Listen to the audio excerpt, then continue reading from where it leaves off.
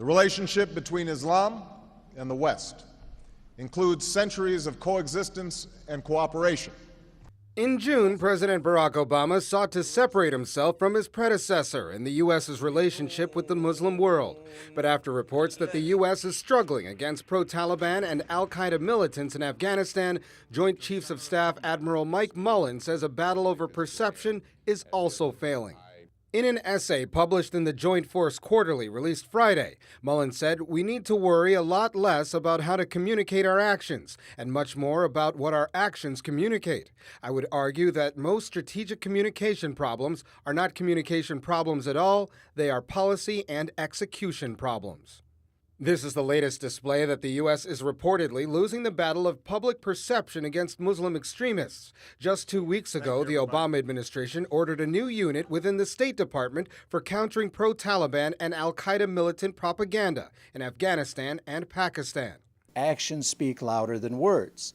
You can have great strategic communication, you can reach out in a rhetorical way, but your actions are what people are going to examine to determine whether they believe what you're saying or not. Analysts say that the U.S. needs to devote more time to developing relationships with Muslims if it is to win the propaganda war, where it's more about show than tell.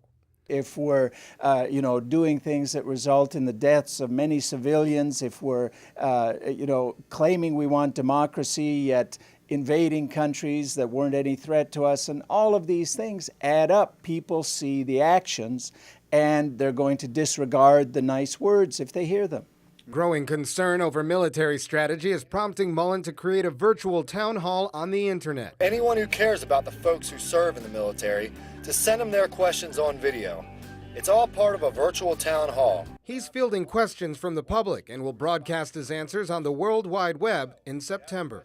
Mullen isn't the only member of the Obama administration that's concerned over how the United States is being perceived in the Muslim world.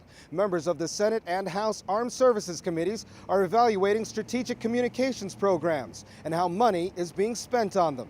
For Press TV, Colin Campbell, Washington.